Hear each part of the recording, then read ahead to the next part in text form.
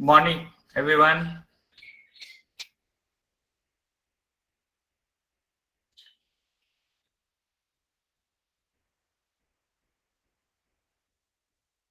Can you guys hear me okay? Good morning, sir. Yes, Good morning. Good morning.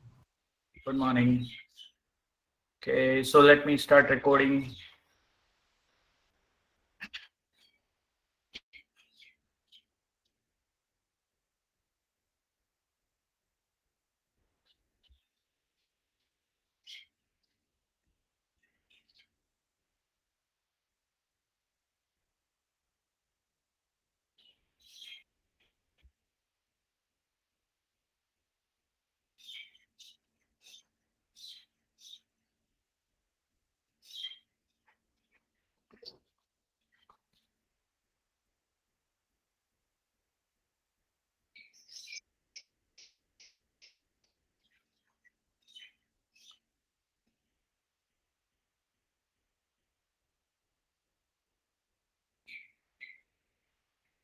Just waiting for the recording to start.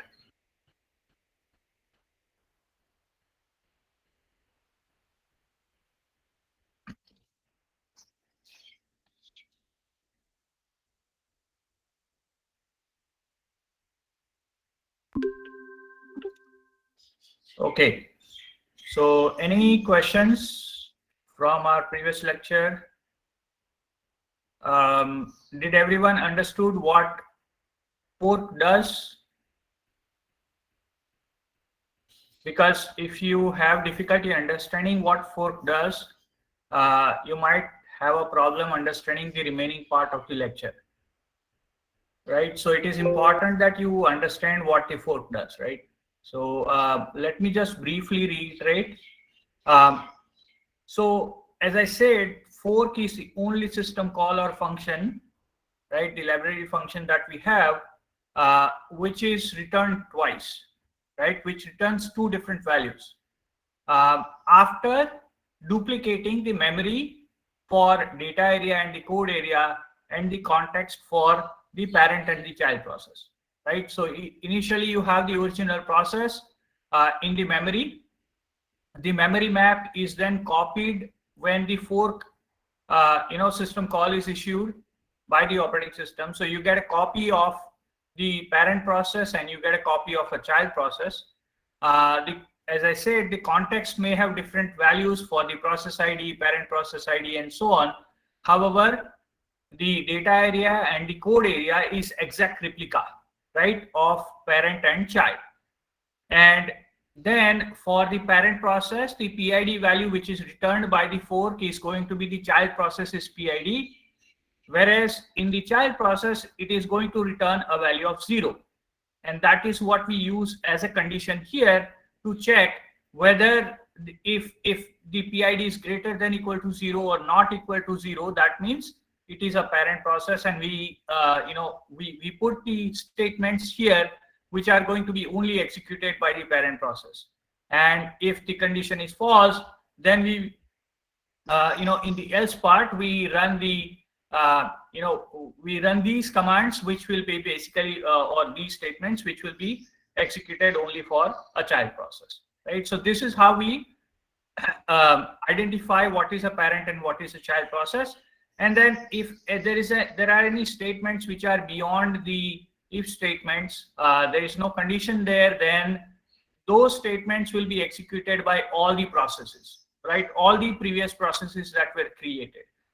So in this particular case, there are only two, parent and child. So both the parent and child process will will execute this particular line. Okay. So this is what the fork does. Now, I briefly mentioned that you have a copy of a data area when you when you do the fork, right? When you issue the fork command. So which means that any changes that you make.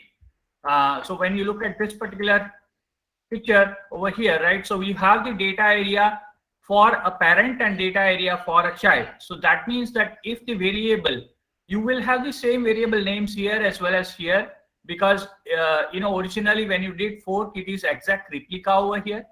But once the code in this particular area, right, in your if statement, if it changes any value of the variable, right, then that value is not going to be available in the child process, the updated value, right, because the updated value is only applicable to the parent process. Similarly, if you update that variable here, then that value is only available for the child process. So the scope of the variable is local to the process, right? It is not global for all the processes, is what I'm trying to say. Because even though the variable names are same, it has two different memory addresses, right? So there is a memory address for the parent process and there is a memory address for the child process. Okay, so we are going to take a look at an example of that one now to understand how the scope of the variable changes. When you let me just be with this slide only here. So if you look at this particular code, what we have is we have a variable called I, and that is initialized to 1, right? Now this initialization is done before the fork is done, right? And we are printing the value of that I before the fork. Now at this point we only have one process, which is your original process, right? Then we do the fork. So when we do the fork, obviously the copy of this I will be made also in the child process. So there will be a parent process where the I variable exists, and now it is going to be duplicated for a child process, right? So now you have two variable i's with two different addresses. So the name of the variable is the same, right? However, there is a variable I in a parent process and there is a variable I in a child process. Okay. So at this point, in your if statement, if you make any changes, so for example, we are making changes to the I variable, we are just adding 5 here, right? So we are printing the value of I before the update and we are printing the value of I after the update. So we are expecting that in the parent process, the value of I will be here, it will be 1, and then here it will be 6, because 1 plus 5. Now, if we come down over here in the child process, again, as I said, the value of I at this point, right, when we are printing this one, again, it is going to be just 1, right, because the original value of I was duplicated for the child process, right? The original value of I was duplicated in the child process's data area. So therefore, you have the value of I as 1 here as well. Now we are adding the 10, right? We are adding 10 to I, which will give me 11. So at this point in the parent process, the value of I is 6. However, here the value of I is going to be 11.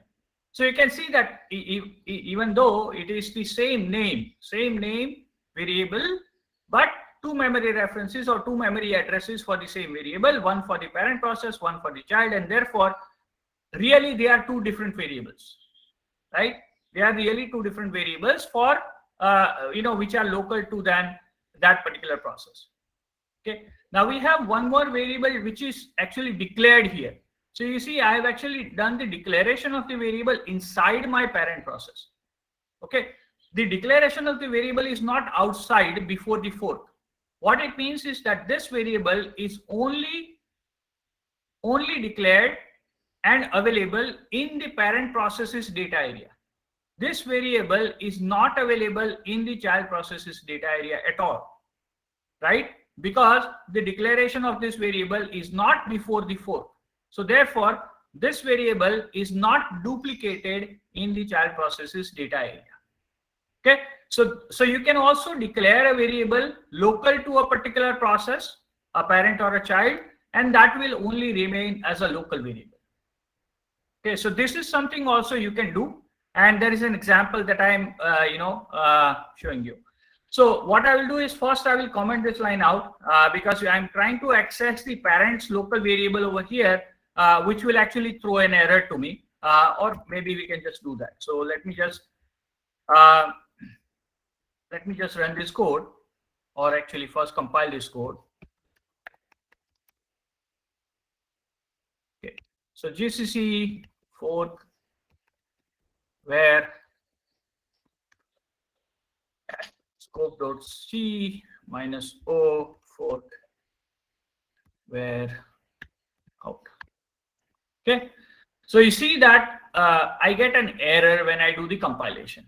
And where am I getting an error? I'm getting an error at line number 28. Okay, and line number 28 is basically this one, right? And if you go to the code, you will see that also line number 28 is this one, which is this one.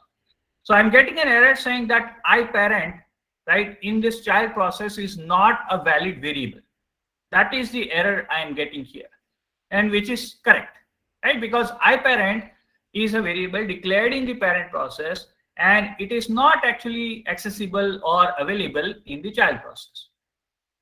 Okay, so that is why I'm getting this error. So you can see that because it's a different process, these variables are local to that process, right? Once it is declared inside your if or else part. Now if I comment that line out, which is trying to print the value of iParent, and then I try to compile it, I should be able to compile without any problem, right? Because now I'm not accessing this iParent variable in my child process. And now if I try to run this program, this is what I will get, right? So basically, this is the I value before the fork, right?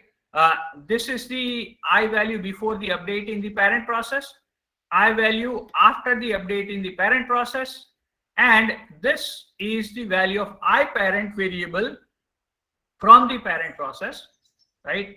Now, this printf is the last printf after the if else part. So you can see that there are two printfs over here, right? Which is actually printing both parent and child execute I equal to, right? So there also it is going to print a value of I, but for each process individually, right? So parent will also execute this line and child will also execute this line. And then it will say that which PID is terminated. Okay, so we can see that for the parent process, when that line is executed, again the value of I is 6. And then now the parent process is terminated. Now the child process is running, although child process will be running concurrently, because the child process takes time for core allocation. Most of the time what will happen is child process will be lagging behind the parent process, right? That is generally what we observe, but it is not always necessary also. Okay, so here now you have the child process starting, and you can see the value of I before the update in the child process. Again, it is 1, right? So you can see that here also before update it is 1, here also before update it is 1, because this is the exact replica, right? This is the exact replica of I just after the fork. Okay, and then in the child process we change the value of I, which is the new value which is printed over here, and then these two lines after the if else part, which is printed over here. So what I'm trying to say is that the variable I has a local scope for individual processes once you do the fork, and if you declare a variable within the scope of the process only, these variables are only available for that process and not available for any other process. Okay, that is what the example is trying to show you. Any questions? Okay. Sir, can you please open the code? A small doubt I was having. Yeah. In this, most of the C codes, they generally execute line, means they go line by line in the downward manner. So after executing the if block, how is the function like after reaching the end of the main function? Is it going back to the else part or? No. So that is what I'm trying to say. See, this part of the code, see, once you do the fork, right? Once you do the fork, you actually have two process IDs. You have two process IDs. So the way that code executes, it is not executing sequentially. Let me go back again here. Okay. So what will happen is this process is a different process. This process is allocated to, let's say, core 1. And this process is allocated to, let's say, core 2. So core 1 also has a program counter, core 2 also has a program counter. So basically what I'm trying to say is that both processes are actually executing parallelly, simultaneously, concurrently. Okay, so because of the if else, firstly the parent process executes, then the child process. No, not even that. Not even that. See, most of the time, what happens is that once the fork executes, see the parent process was already allocated a core, right? So it was already running, right? Because Yes. that was the original process, Yes. right? So that's why it actually didn't take more time to run the parent process here. Okay, for the child, what happened was once the process was created, the PCB was allocated, right? The process control block was allocated, the data area and memory and code area was created, and then the core was allocated, the CPU was allocated for the child process. So because of that additional time that it requires to start the child process execution, that's why you are seeing these lines as here. But it is not always necessary that these lines will come here. If I run like 100 times, it may be possible that sometimes you will find that the child process code runs even sometimes earlier. Okay, so you see, in this case, I think, well, maybe not.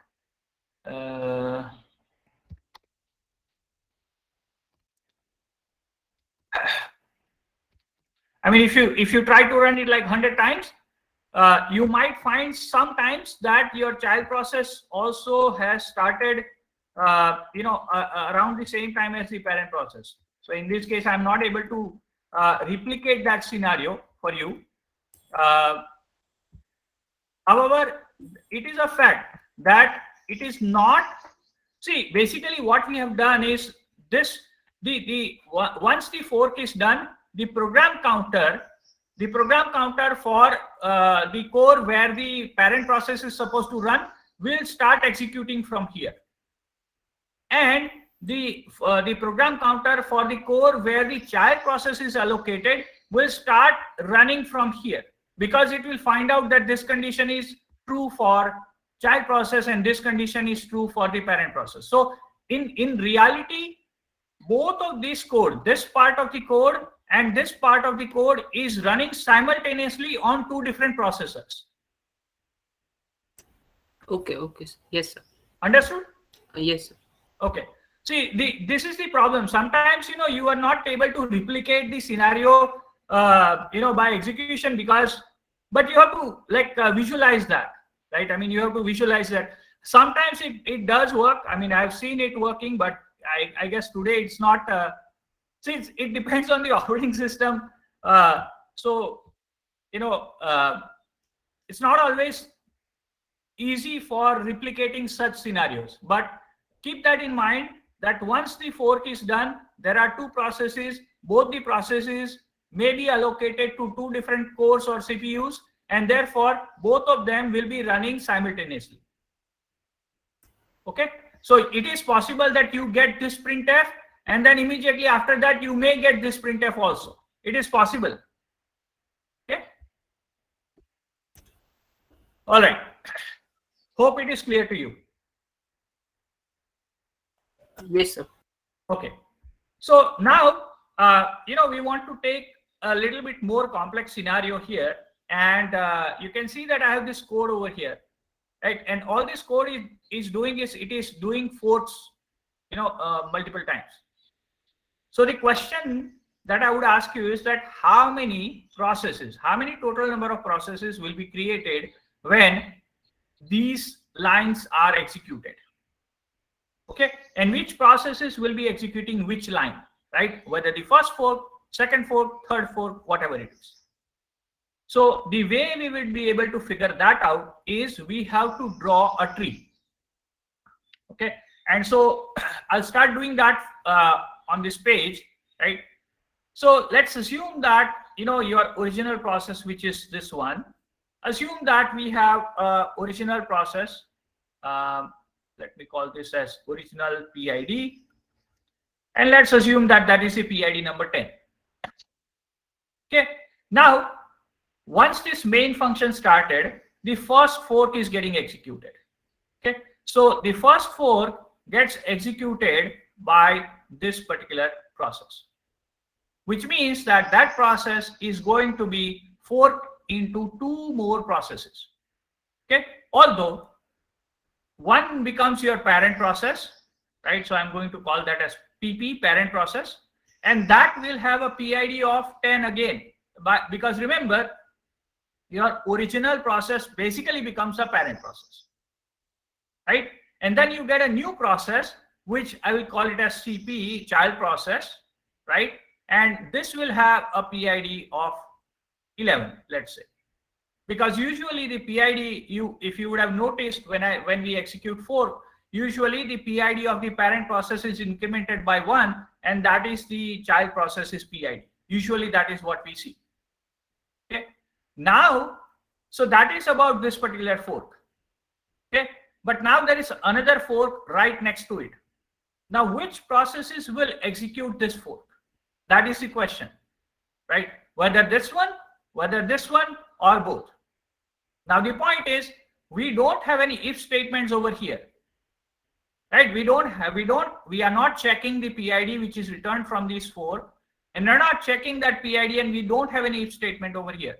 So what we have learned is that anytime when you don't have if else part after the fork, any statements that you put after the fork will be executed by all the processes that are created, which means that this fork will be executed by the parent as well as the child. Okay, so which means that this fork will be executed by this one as well as will be executed by this one. So which means I get two more processes here, right? And let me call this as PP1, and this will be again a PID of 10, because again this is the original process. In this case, if you just look at this subtree, right? If you just look at this part of a subtree, this is my original process, and that original process becomes a parent process now. Okay, and then I get CP1, and this will have a PID of, now here I cannot use 11 because I already have 11 ID for one of the child processes. So therefore, this will be a PID of 12. Okay, which is the next PID available. And then the same fork will also be executed by this child process, and therefore I get again two more processes here, right? So I'm going to call this as CP, let me just call this as CP2, right? And this will be PID of 11, or actually let me just keep that as CP because that is my first child process. So let me, well, here I've used 1. It doesn't matter. I mean, you get the idea. So the PID equal to 11 here, which is basically the same process. So this, if you look at just this subtree, right, this is my original process, and therefore this will become the parent process. And then I get another child process, right? I get, let's say, CP3, and sorry, this will have a PID of 13, right? So I get PID 10, 11, 12, and 13. So I get 4 processes out of this one when I execute this second fork. Now again, if you look at the third fork, as we can see, we don't have any condition, which means that this fork also has to be executed by all of these processes, right? So after the third fork execution by all these processes, what do I get? Again, I get 2 from here, 2 from here, 2 from here, and 2 from here. So here, again, this is my original process. So this is PID 10. Then I get PID equal to 14 because 13 is already used, 12 is used, 11 is used. This is my original process in this subtree. So here I will have PID of 12 and then PID of 15. Here I will have PID of 11 and PID of 16. Here I will have PID of 13 and PID of 70. Right? So you see that 1, 2, 3, 4, 5, 6, 7, 8. 8 processes have been created when I do these 3 fork execution in sequential order without any if condition. What does it mean? It means that the number of forks without any condition, if you execute, then you basically get a binary tree. Right? You basically get a binary tree, and binary tree, the depth of the or the number of leaf nodes that you get in a binary is 2 raised to n, where n is equal to number of forks. Okay, so this is what the value you get, or the number of processes you get if you don't have any condition. However, if you have a condition here, for example, okay, so let's assume that I store the PID value for the second fork, and then I check a condition here. If PID greater than 0, then only execute this fork. What happens here now? So obviously for the second fork, when I executed, I get these 4 processes. Which is fine. However, out of these 4 processes, only 2 processes, which are the parent processes, are allowed to execute this fork because of this condition, right? Which means that this is my parent process and this is my child. This is my parent and this is my child for this subtree I'm talking about, right? For this subtree I'm talking about. So which means only this parent process is going to get the child PID value as greater than 0. However, for this child process, the PID return value will be 0. PID return value will be 0, right? So therefore, this child is not going to execute the third fork. Similarly, this child is not going to execute the third fork. So if I have this condition before the third fork, then only this process will execute the third fork, and this process will execute the third fork, which means I will not have these processes.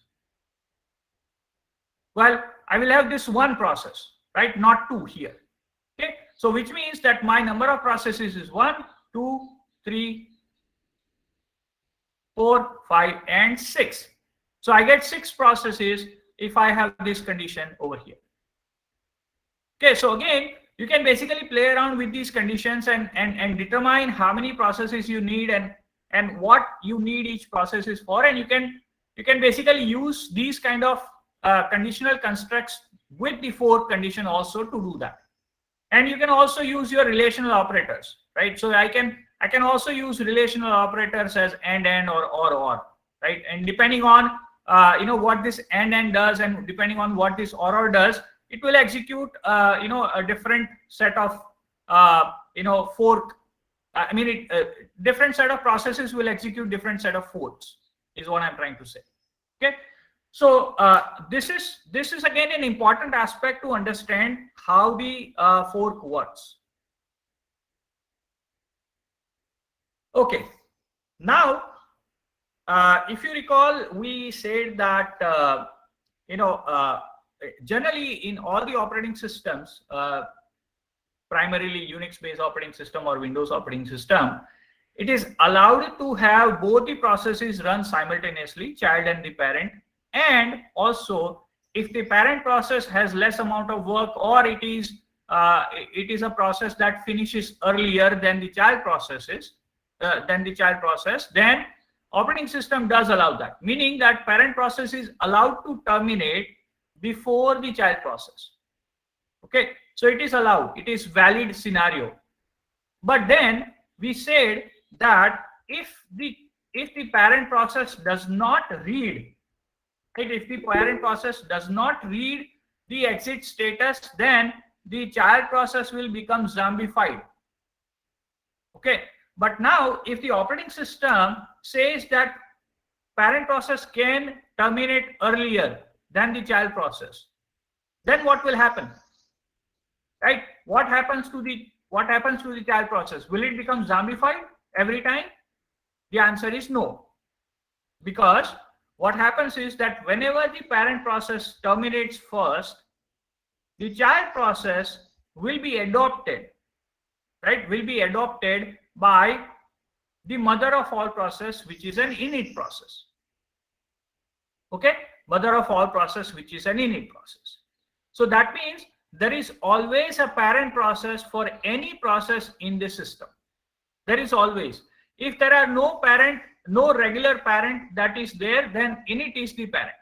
So init is always going to be there, acting as a parent process for any child process, okay, whose parent dies first or terminates first. Okay, so again, let us look at an example of that, which basically we call an example as an orphan child, right? So what we have done is, in this example, we have the parent process, right? And the parent process is only sleeping for 5 seconds, right? So we are going to put a 5-second sleep time for parent process to sleep. And for the child process, we are putting a sleep time of 15 seconds. And before putting the child, so you know why we are doing that? So that the child process will always terminate after the parent process, right? That is what the scenario we want to illustrate over here. And what we are doing is we are going to read the parent process ID for that child before the sleep mode, as well as we are going to do the same thing for after the sleep mode. So what are we expecting? We are expecting that at this point, right, at this point, the child process is having the parent, which is this parent process, this particular parent process, right? However, after this 15-second sleep, because this parent process has already terminated, the parent process for this child process must be changed to the init process. So when you look at this PPID for the child process, we are expecting that PPID to be of init process and not for this particular parent process. That is what the scenario we are trying to illustrate here. Okay, so let me run that code and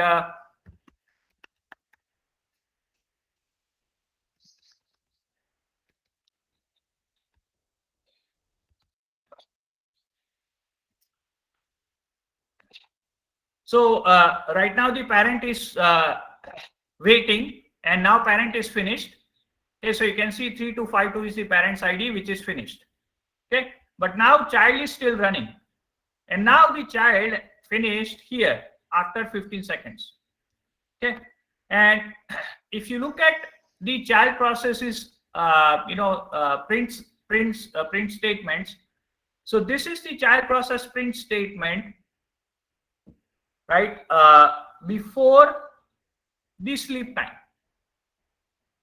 Okay, before the sleep time.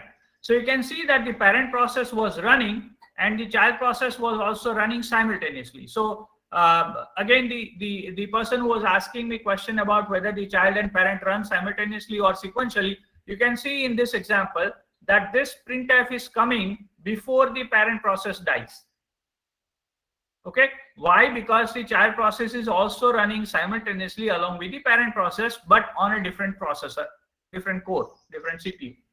Okay, so you can see that here you have the child process ID as 3253, and the parent for that child process is 3252, which is our own parent process.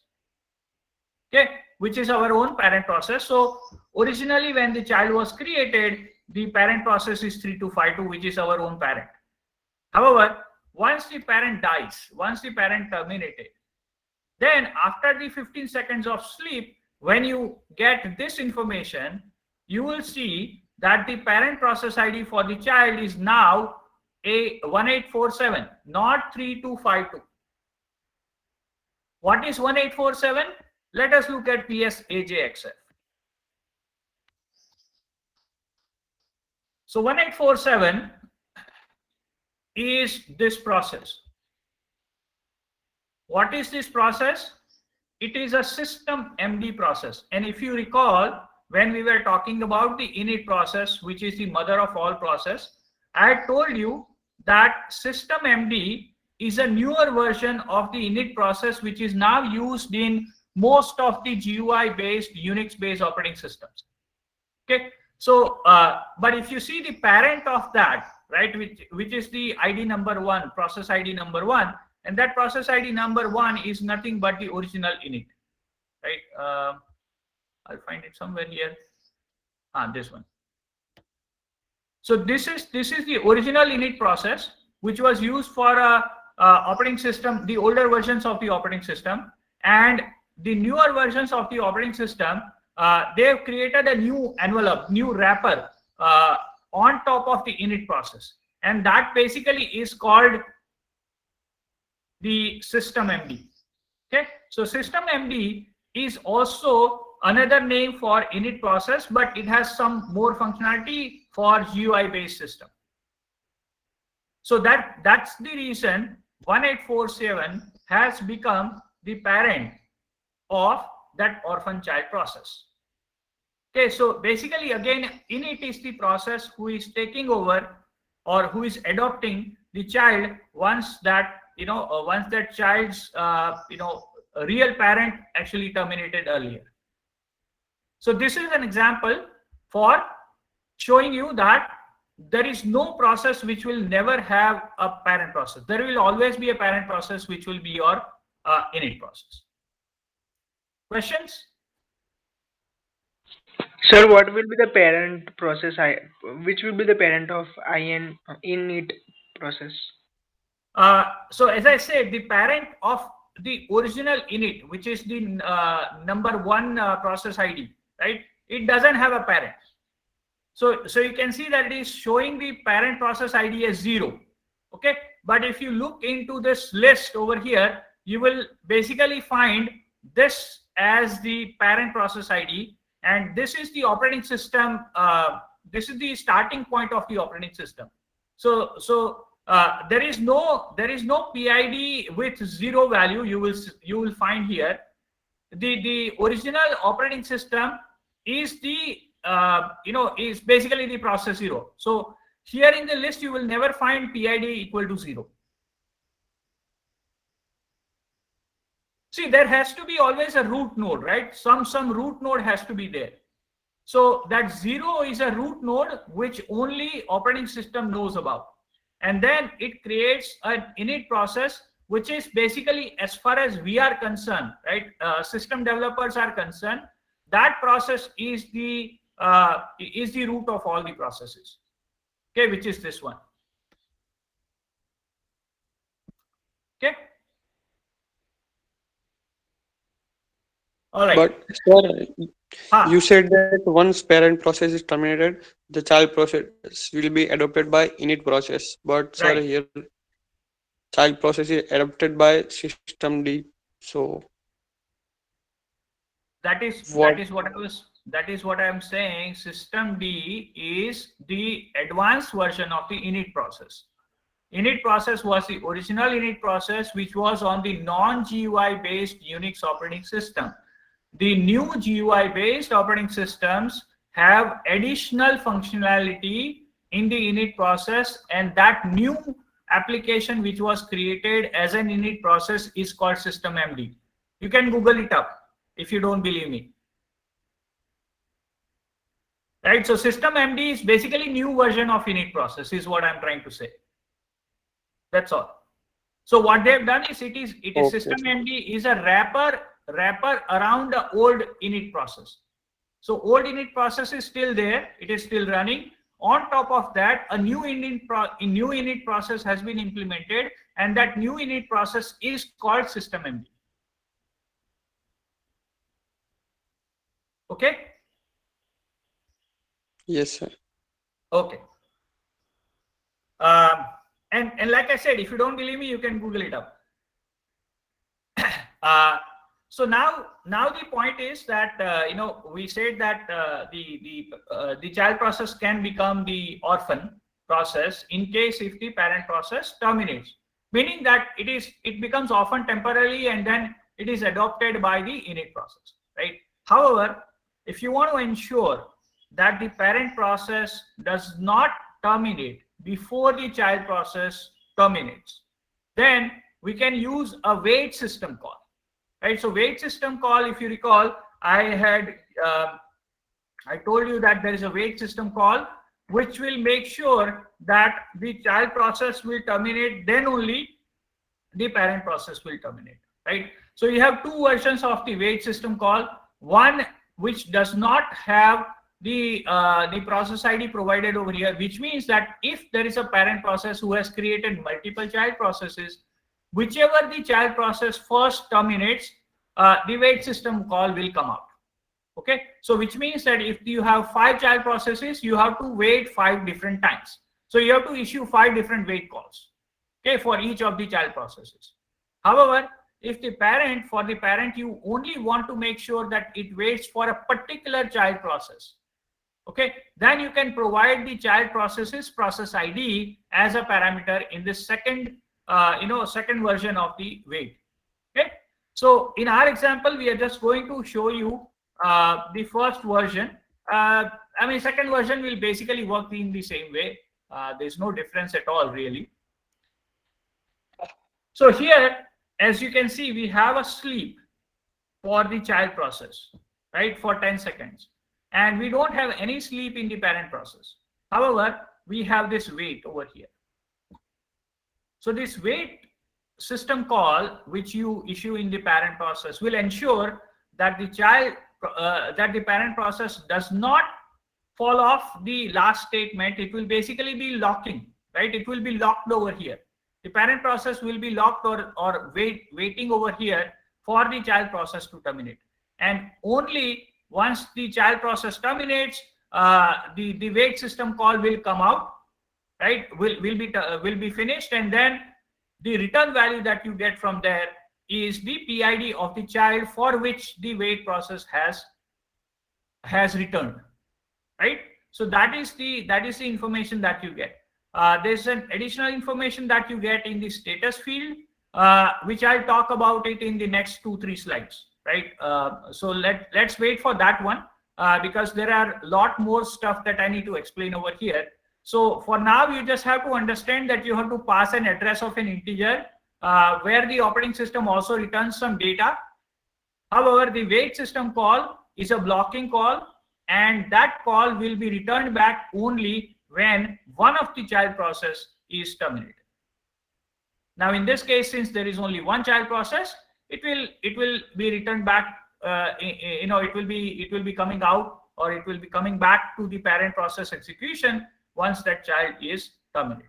Okay, so that is what the example is showing you. Sir? Yeah. Sir, if the child process gets locked in a deadlock, then is there a maximum upper limit till what wait will wait? No, there is no upper limit, and it's a good question. So the point is that then you also made your parent process deadlock. So the only way you can kill those is by using that kill command which I showed you yesterday. Okay. Or did I show you that yesterday? No, I didn't show you that yesterday. I'll be showing you that today. So there is a kill command which can forcefully kill the processes.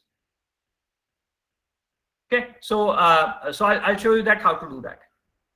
But yes, there is no way to actually there's no way. If the process is in deadlock mode, then the only way is you have to forcefully kill it. So now you can see that the parent process is waiting for the child to terminate for that 10 seconds. And once the 10 seconds are elapsed, then the child will finish first, and then the parent will finish. So you can see now that after 10 seconds, this child process is terminated, and then now the parent is terminated. Because and this message, if you see, this message is actually coming from the parent process's code. Okay, so this child PID is what is returned back to us, and that is what is being printed here, right? So this PID is, we know that in the parent process it is the PID of the child process, and that is what is printing here. But I could actually do this also. Let me just change this to child PID. Okay, and that child PID will also give me the same PID number. Let me recompile GCC failed.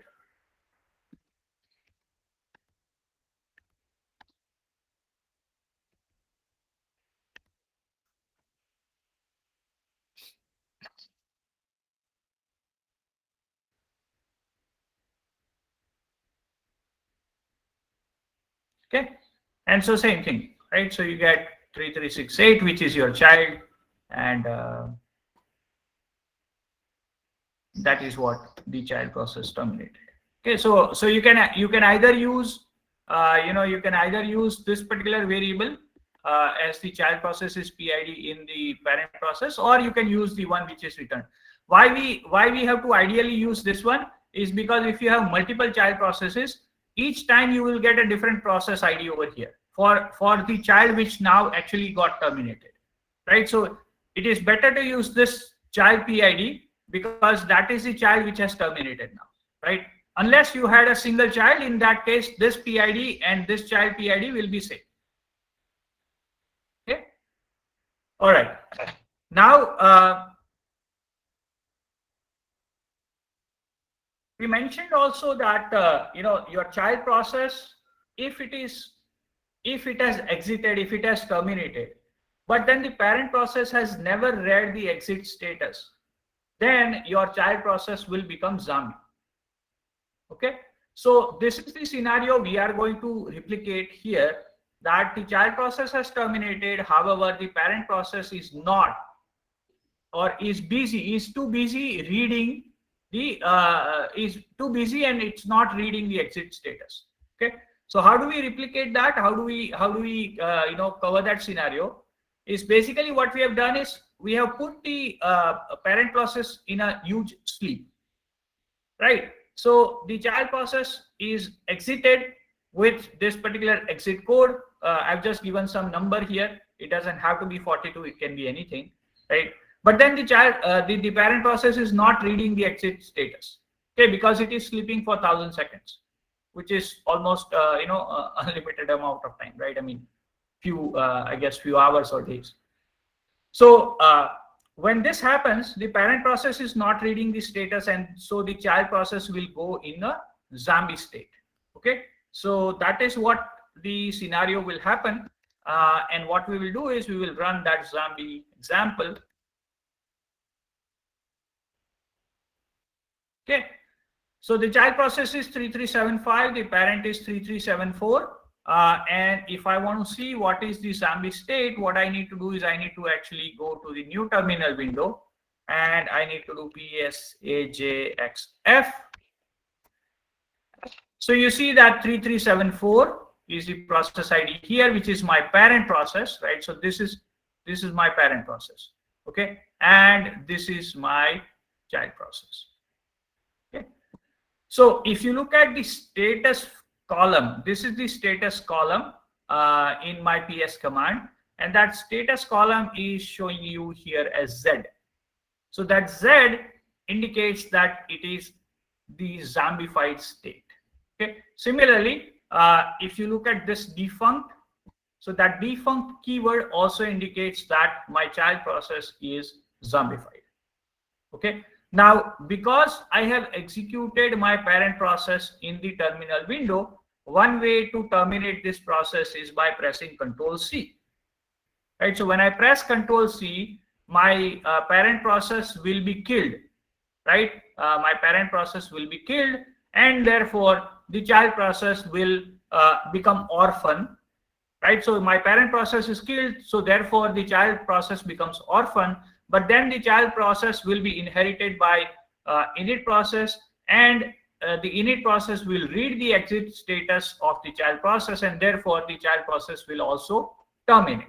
Okay, so now if I run that PS-AJXF, you will see that I don't have either one of the processes running. Okay, now it is possible that you may be running your parent process not in the terminal window, in the foreground mode. So there are two ways you can run any process. If you want your process to continuously running, right, in the background, and you don't want to keep any terminal window occupied with it, right, or you don't want any person to actually accidentally close the terminal window and turn off your process, right, or terminate your process. Another way to run the processes is using a background mode. So how do you run a process in a background mode? You provide and sign at the end of the executable name. Okay, so if you provide and sign at the executable name, what it means is that you want this process to run in a background mode. Okay, so it will be kind of like a running it inside the memory in the operating system. However, this terminal window will come back to the prompt, right? So you will definitely come back to the prompt and you can run any other commands after that. So the terminal window is not allocated to that particular application or that parent process. Okay. So now if you see, I can actually come back to the terminal window and I can run any other commands that I want. Okay, once my process is started.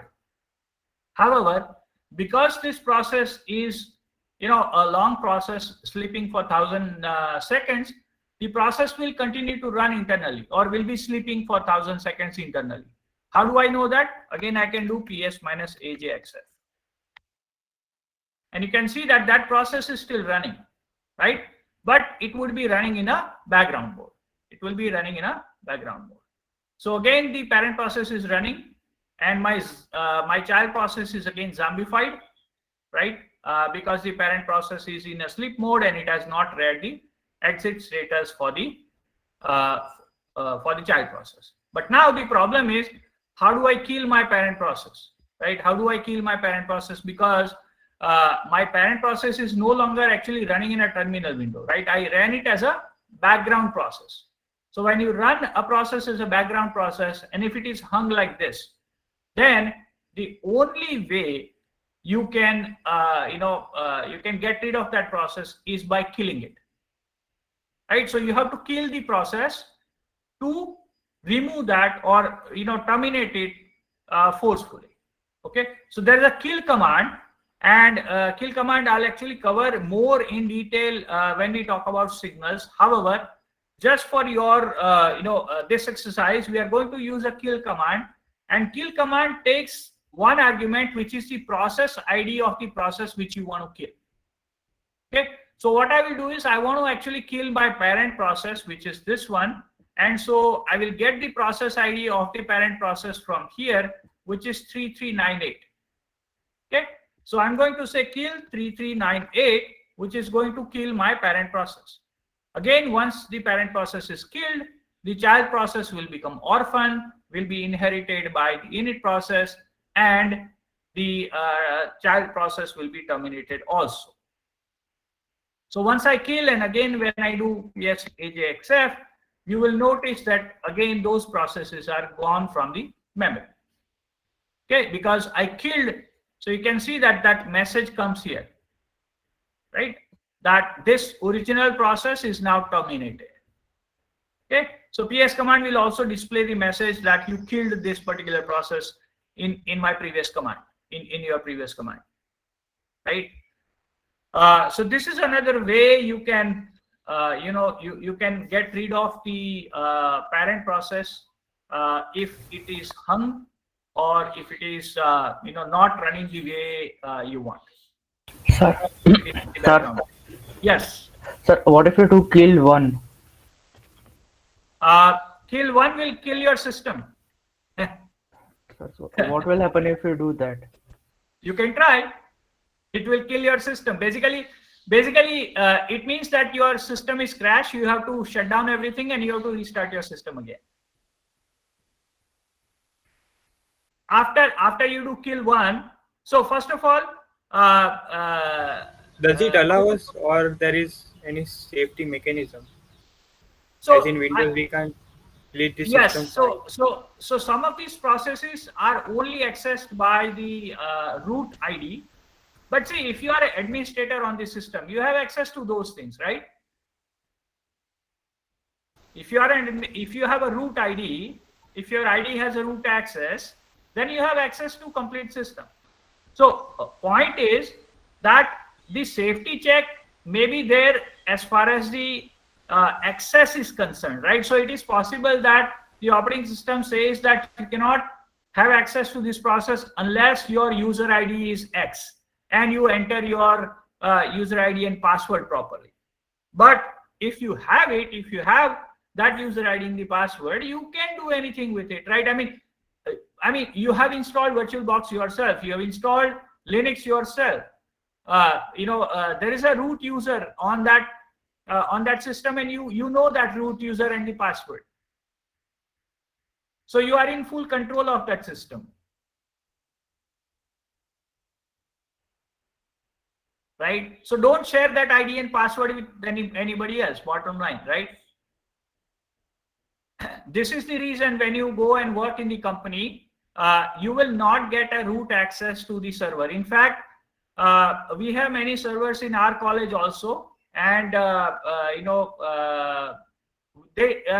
administrators will not give us a root access unless it is absolutely required, and you have to take a permission from the owner of that server. So there are faculties who actually bought servers for their projects, right? And if you talk to the faculties, and if it is really necessary, they might give you an access as a root. But generally speaking, all the servers that we have in DAIICT also, we don't get a root access. We get a user access, general user access, so that we are not allowed to do things like that.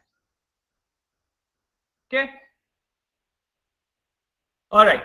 Now I'm going to talk about race condition. Right. Have you heard about what is race condition in any of the course earlier? Yes, no? Anyone? No, sir. No, sir. Okay. So what is a race condition? So race condition means that you have a single resource and multiple processes are trying to access that resource, and the resources is see, ideally, basically a resource has to be allocated to one process or the other.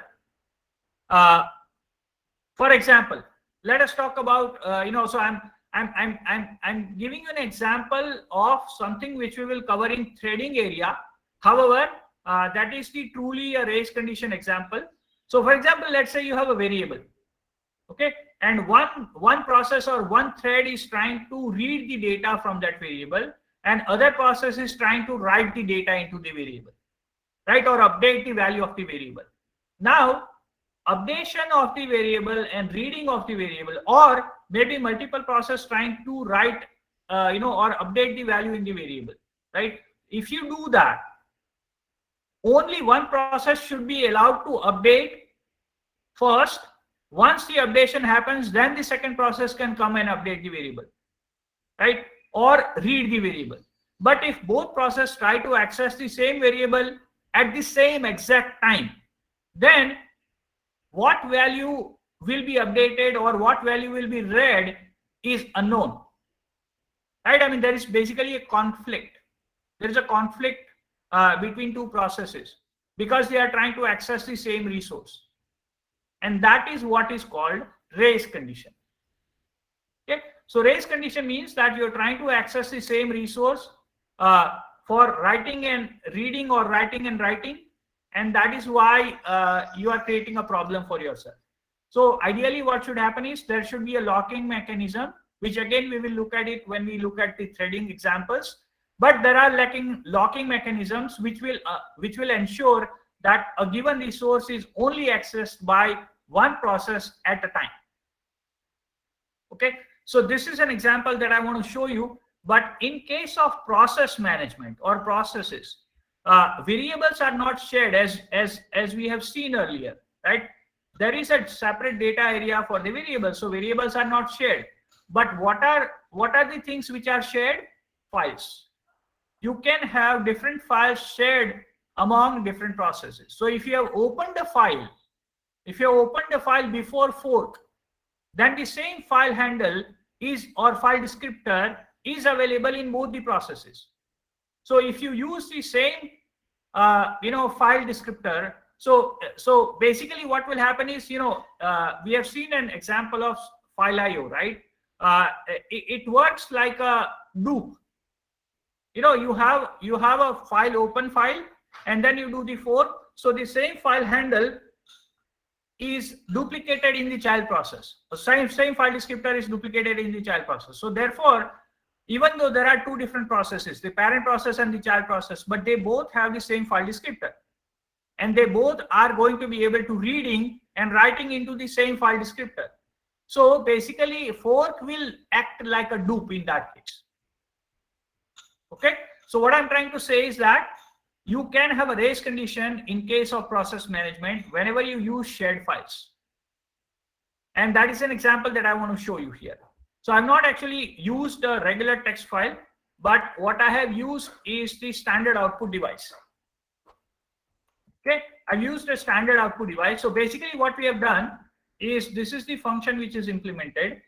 In this function, this is the system call which allows me to set the internal buffer of the operating system to null, which means if you remember, I told you that in the buffered IO, especially for standard output and standard input, we have an internal buffer to the operating system.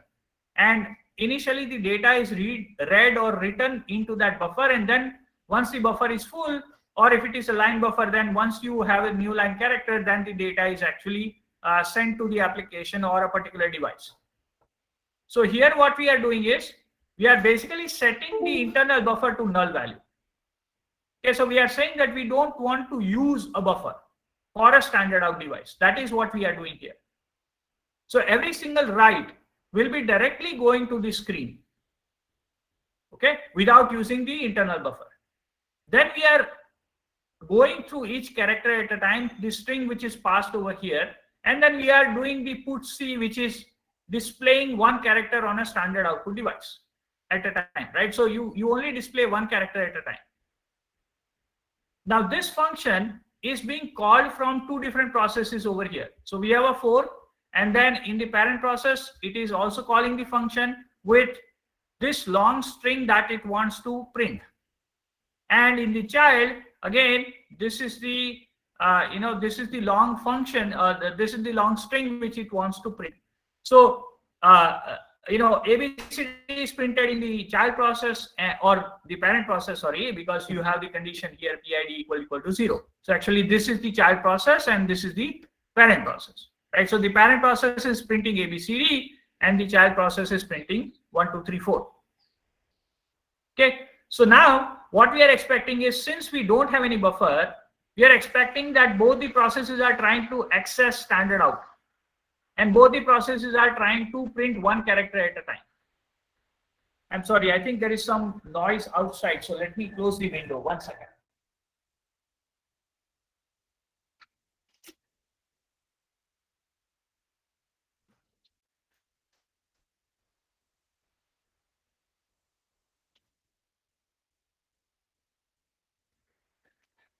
There's some work going on around my house. So somebody's using some tools. Okay, so so that is what we are doing, right?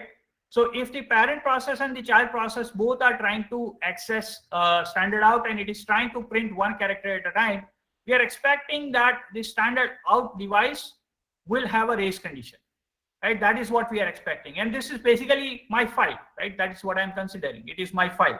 So I could write it in the file, or I could just put the data onto the standard output. It's basically the same thing.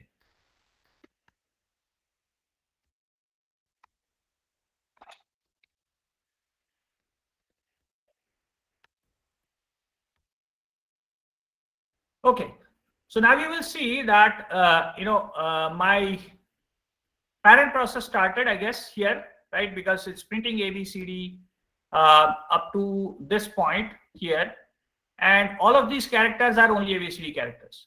However, from this point onwards, you see that numbers are also coming and the alphabets are also coming, right? So numbers and alphabets are jumbled together, right?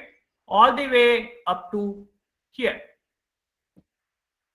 So all of this area is where the race condition happened. So both the processes are trying to write data onto the screen, onto the standard out, right? And that is where the race condition happened. However, at this point, the parent process finished. It is able to display whatever it wants to display, and therefore, from this point forward, you will see that only numbers are displayed because only child process remains, and it is able to access the STD out without the race condition, because anyway the parent process is terminated. Okay, and every time when I run this, you will notice that there will be a different different output, right? Different race condition will happen, right? So here you will find that see here the race condition started actually a bit earlier, right? And it actually went also a bit later. So you have a more overlapping over here. So why it is? Because we don't know exactly when the child process starts running. You know, how much time did it took for child process to initialize the PCB and everything, and then the core allocation. Okay, so this is basically an example of race condition. Questions?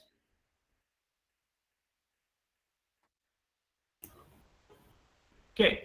So for a previous example, when we were using the printf, so why won't the race condition would happen there? Because it is also giving output to the standard output. See, so printf also uses internal buffer. So if you again, yeah, if you use this command, right? If you use this command, then again printf also will have a similar scenario. Here we are using putc because we want to print one character at a time. Printf allows you to print the whole string at a time. So if you pass the whole string will be printed in one shot. We don't want that to happen, because we want both the processes to try to access the STD out together. Okay, sir. Yeah. Okay. Now, if you recall, I did mention that when we actually issue the wait system call, right, there is a parameter that we pass over here. And this parameter is basically an integer value. It's called status. And because it's an integer, it has 4 bytes. The bits of this variable has different meaning. Okay. It basically gives us some information. What information it gives? So there are primarily 2 information that we get out of it. One is the exit code from the child. So let's say here, this exit is executed in the child process, and it returns the value 10. So the parent process can actually read the value from here, which was sent by the child process to the parent process. So you can actually return some code back to the parent process, and the parent process can read that code. So one of the information that is available in my this variable is this value.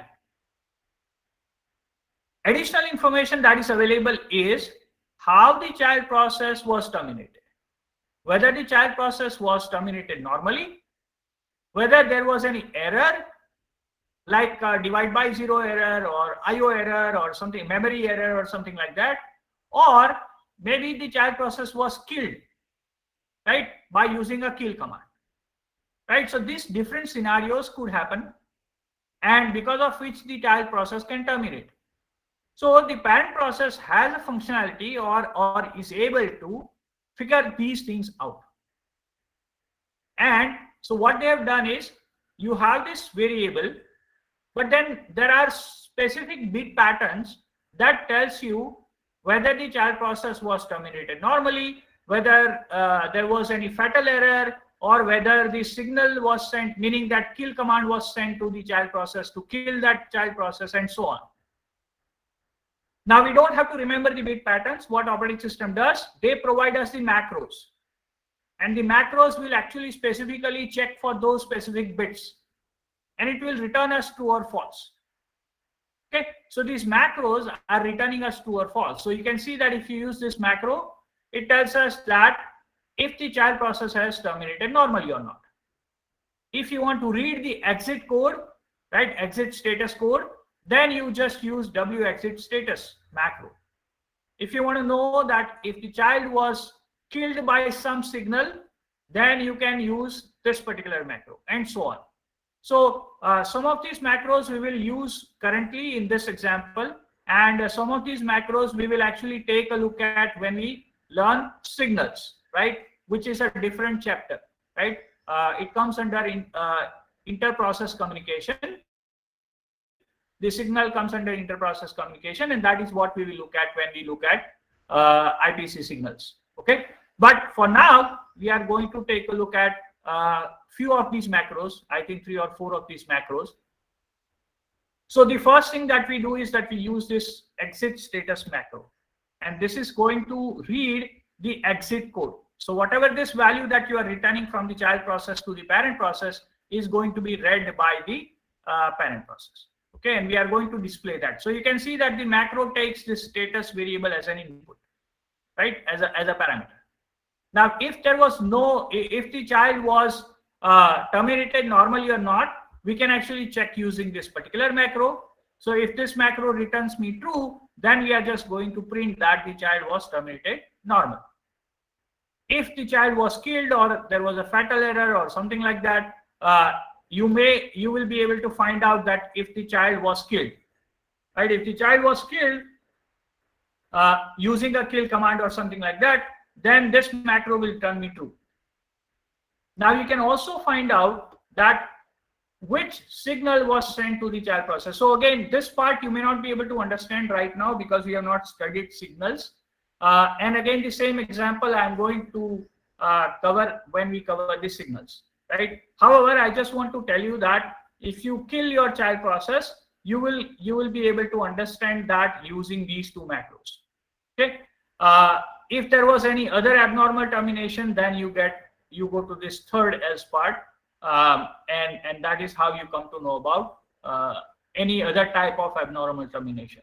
So in short, what this example is showing you is that parent can figure out how the child process was terminated and what was the exit code that was returned by the child process to the parent process.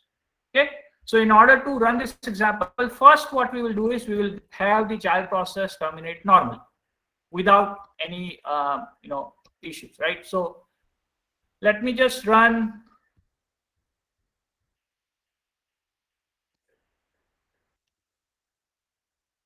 And here I'm not going to kill the child process. I'm just going to wait for the delay, right, or sleep time, and that sleep time is 10 seconds. So I'm going to wait for 10 seconds sleep time and let the child process terminate normally.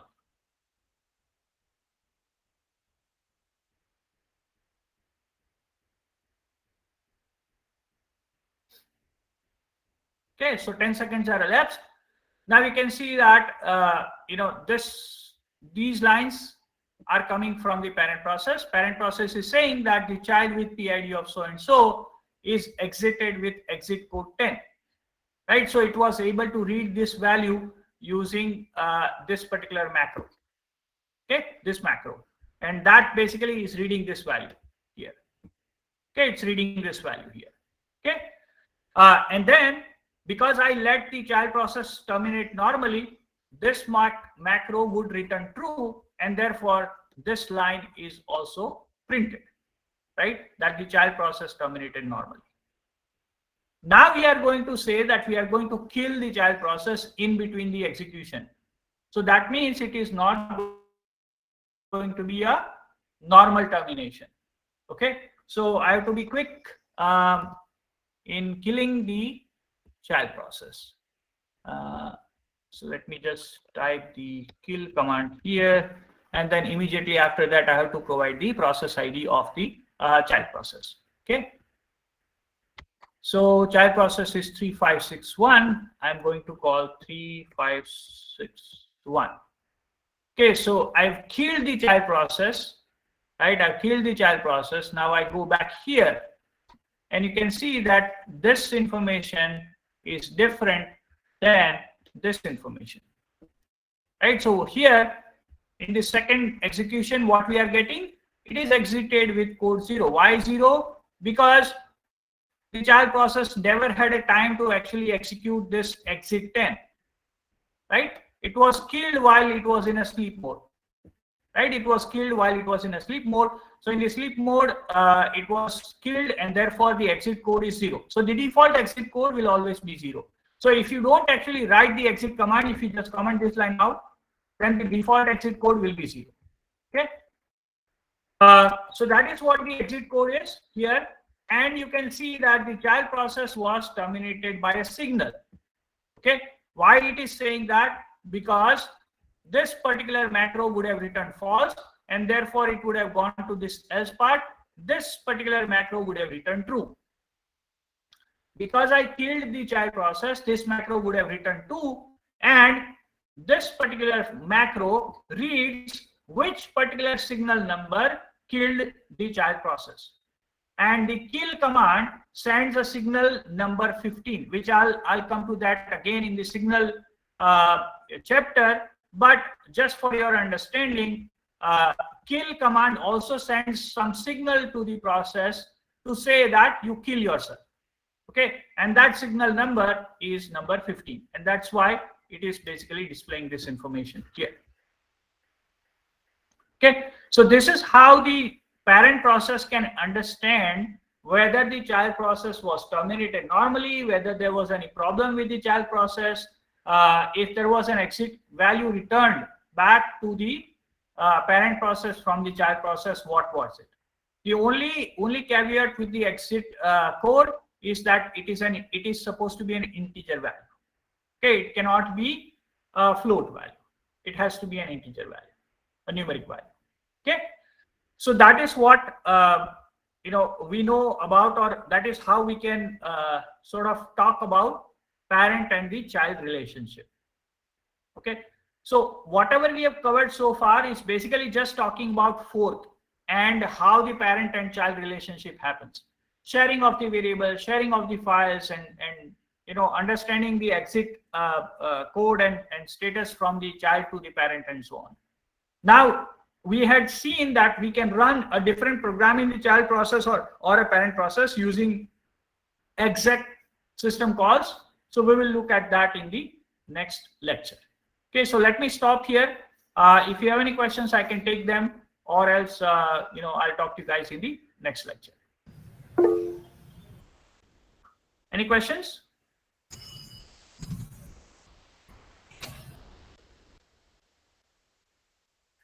So I've already answered this question. Sir. Yes. Sir, I had a question in quiz 4. Okay. In question 3, they've asked to explain the difference between a set of commands using 3 tables. In which one? Sorry. Quiz 4, question 3, the last question. Okay, quiz 4, question 3. Okay.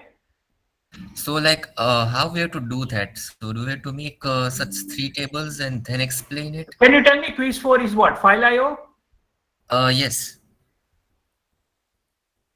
Okay. In quiz 3, question 3. Huh. So, what about this one? Yeah, so how we have to explain it? So, do we have to run each? No. So remember, we looked at three tables, right? Yes. We looked at process file descriptor table, system wide open table, and the inode table. So what you have to do is that at each of these, open command, write command, open command, write command, loop command, write command, you have to indicate the changes that will happen in each of these 3 tables. Okay. That is what it's saying. Explain the difference between the following commands using 3 tables, right? So you have to basically understand how each of these file, operation commands are affecting those tables. Okay. Understood? So do we have to make some document or something like that when we have to write it? Either you can use Word doc with the tables, or you can just draw it manually and put the scan copy. Either one is fine. Okay, sir. Yeah. Any other question?